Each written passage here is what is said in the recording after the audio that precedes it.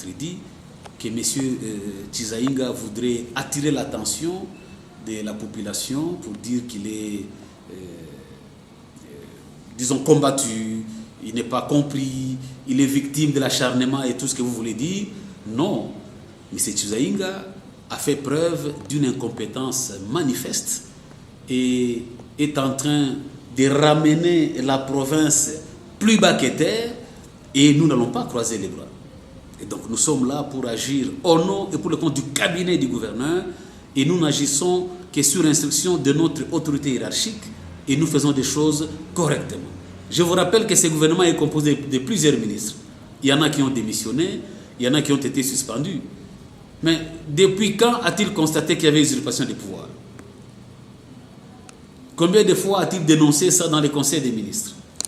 Combien de fois a-t-il échangé cela avec les gouverneurs à Hydrapon du Roi là-bas? Tout d'un coup, lorsqu'il constate que nous avons accumulé toutes les preuves de détournement, de mégestion, il s'est dit usurpation d'un certain conseiller, assistant ou tout ça. Il fait montre d'une ignorance qui n'a pas de sens. J'ai effectué des missions avec lui à Fungurume et dans plusieurs autres missions à Kinshasa. Si ce sont des missions là, on me présente comme qui? Parce qu'il a été chef de mission. Il ne savait pas avec qui il travaillait. Lorsque nous avons été envoyés par l'autorité provinciale à Fungurume pour analyser la question de la délocalisation de la population du village Kabomboa, lui, chef de mission, ministre Jules Kabouit, membre de la commission, et moi, membre de la commission, a-t-il agi à Fungurume? Il est parti passer la nuit à Likasi. Ça, vous ne le savez pas. Il arrive à Fungurume, tout d'un coup, il part à Likasi et il revient le lendemain pour nous demander qu'est-ce qui avait été fait. Dans une autre juridiction, sans autorisation préalable de son chef hiérarchique.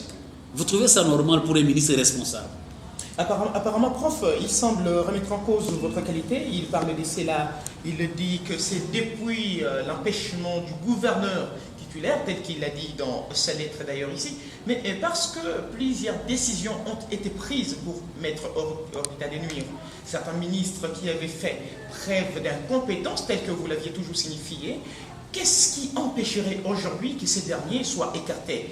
Pouvons-nous comprendre ici qu'il y a des réserves, disons, de la part de l'autorité provinciale face à cette incompétence dont vous décriez, ou face à laquelle vous semblez ne pas aussi avoir le courage de prendre une décision une fois pour toutes? Il n'y a pas de réserve. L'autorité provinciale, je l'ai toujours dit, c'est une femme de qualité. C'est une femme d'unité. C'est une femme de cohésion. L'autorité provinciale a toujours milité pour la réussite collective. Mais il s'est fait malheureusement qu'il y a autour des personnes avec lesquelles nous travaillons des brebis galeuses qui ne comprennent pas que les choses ont changé et qui pensent qu'ils vont continuer à poser des actes qui ont malheureusement fait que son chef soit empêché de rentrer dans cette province. Est-ce qu'en tant que ministre des Mines aujourd'hui, il est capable de dire qu'il a rendu d'énormes et loyaux services à cette province? Sinon, son chef ne serait pas empêché de rentrer. La plupart des détournements de l'argent perçu chez les Chinois, de certaines coopératives, certaines sociétés, passent par M. Chizaïnga. Alors, l'autorité a dit, écoutez, nous n'allons pas combattre tout le monde, nous allons essayer de parler avec tout le monde et que c'est lui qui comprenne. Voilà, et nous marchons avec. Mais malheureusement ici, dans cette fourberie qui le caractérise, lorsqu'il est chez l'autorité, il donne l'impression qu'il comprend qu'il y a changement. Mais quand il a une occasion d'arriver à Kinshasa, il marche avec des pulls pour dire non, ici c'est John Toka qui a pris de l'argent, et là c'est Komi Bakat, et ainsi de suite. Et nous avons toutes ces preuves. Mais nous nous sommes dit, nous n'allons pas nous laisser distraire par un ministre, je l'ai dit encore ici, incompétent, qui ne pèse pas. Le cabinet du gouverneur a des conseillers, des techniciens qui peuvent faire ce travail en attendant que nous puissions formaliser les choses. Et nous le faisons correctement. Et ces conseillers ont des fonctions parallèles au ministre. L'autorité a droit d'avoir un conseiller en mine, un conseiller en finance ou en économie, un conseiller en infrastructure, c'est tout à fait normal. Parce que nous ne pouvons pas accepter que nous soyons induits en erreur par une personne qui n'a aucune conviction dans ce qu'il est en train de faire, dans ce qu'il est en train de poser comme acte en tant que ministre. Et dans cette lettre, il fait même la confusion qu'il a été élu par la population, des sur quoi ministre, et donc il doit fonctionner dans l'anarchie. Non. Ces ministères, c'est un secteur, c'est un département du gouvernement provincial. Il n'a pas de personnalité juridique, le ministre des Mines. Les arrêtés provinciaux sont signés par l'autorité provinciale. Et donc, il est technicien aux côtés du gouverneur. Mais malheureusement, il est à noter que ces ministres, je crois que sans vouloir déraper, nous devons amener nos enfants à l'école. Il faut que les enfants, il faut que les ministres, il faut que certaines responsabilités soient confiées à des gens qui ont un cursus normal. Ici, lorsque vous lisez cette correspondance... Vous ne remettez pas en cause quand même sa qualité scientifique. Bon, je ne sais pas s'il est scientifique. Je n'ai jamais vu un seul document qui montre qu'il est scientifique. Je crois que c'est un autre chapitre. Voilà, c'est notre chapitre. Donc je vais vous dire que sur toute la ligne, M. Chizaïnga fait la honte des ministres respectables. Parce qu'il ne s'est jamais plaint chez l'autorité. Il parle des actions que nous avions menées en 2021.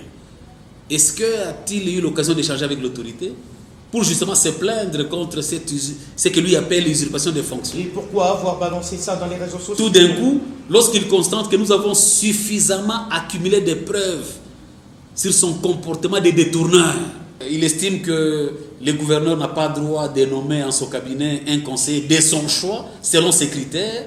Il pense qu'il est le ministre extraordinaire. Non, je crois que c'est vraiment désolant. C'est vraiment désolant. Nous sommes très déçus et nous pensons que c'est des blabla. Voilà, merci beaucoup, prof. John Ntoka Kasongo dit la mono. On a parlé également des supervisions au péage à Mutaka, Samkinda et auprès de certains opérateurs miniers qui échappent au contrôle des services spécialisés et ne respectent aucune procédure en la matière. Chose qui humilie, selon lui, la province du là-bas. Apparemment, vous avez répondu à cette question, mais pour finir, prof. John Ntoka Kasongo, est-ce que vous avez des titres?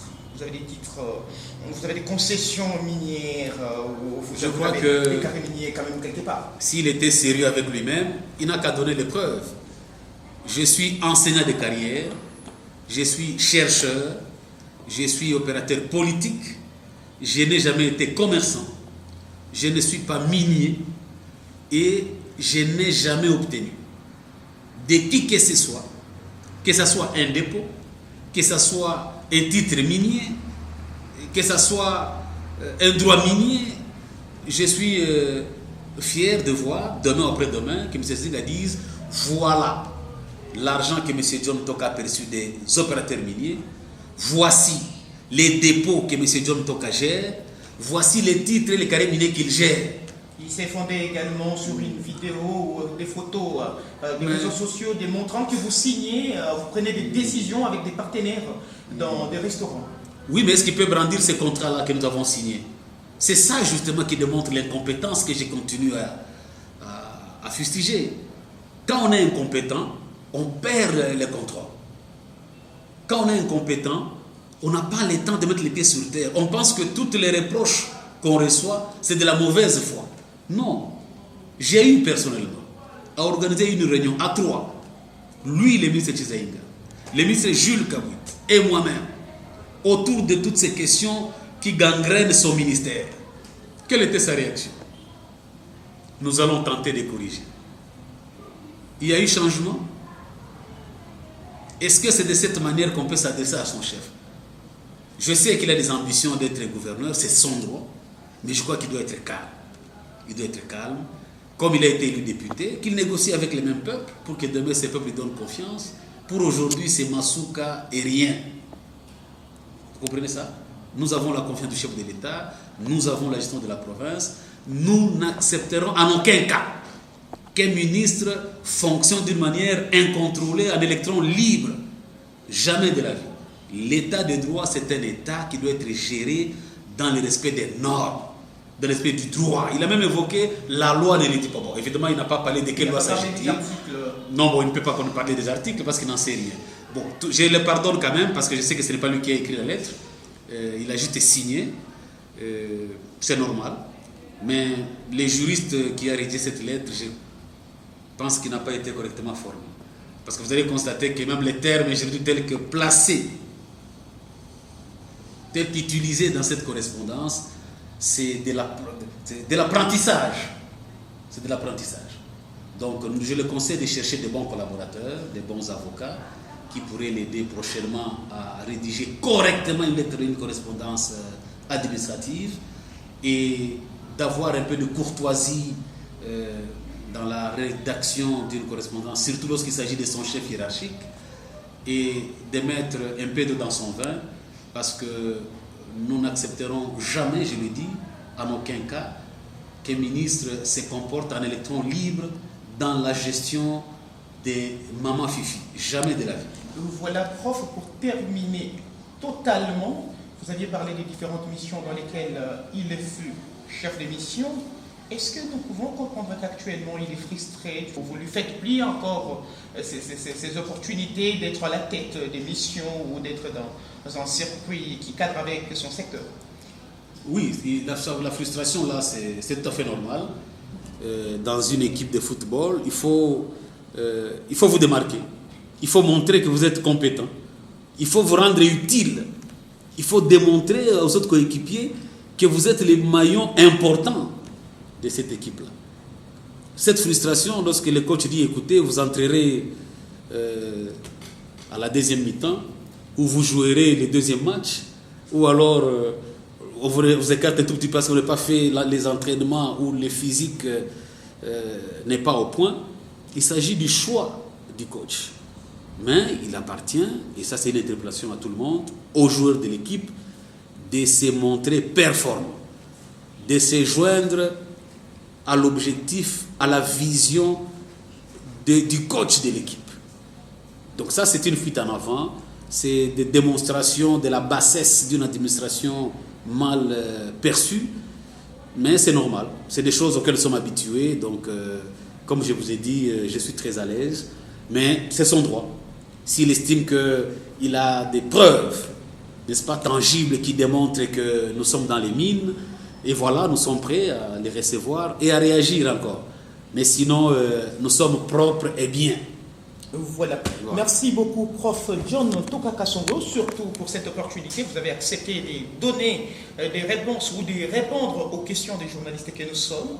Merci sincèrement. Nous pensons quand même que nous allons vous recevoir prochainement pour essayer de revoir encore avec vous ou de reparler avec vous sur d'autres aspects qui cadrent avec la gestion de la province du Lualaba. Je rappelle ici que le professeur John Toka Kasongo Dilamono est directeur de cabinet de la gouverneure intérimaire de la province du Lualaba. Nous citons son Excellence Fifi Masuka Saïmi. C'est par ici que nous mettons terme à cette grande émission. Merci à vous d'avoir été des nôtres. Au revoir.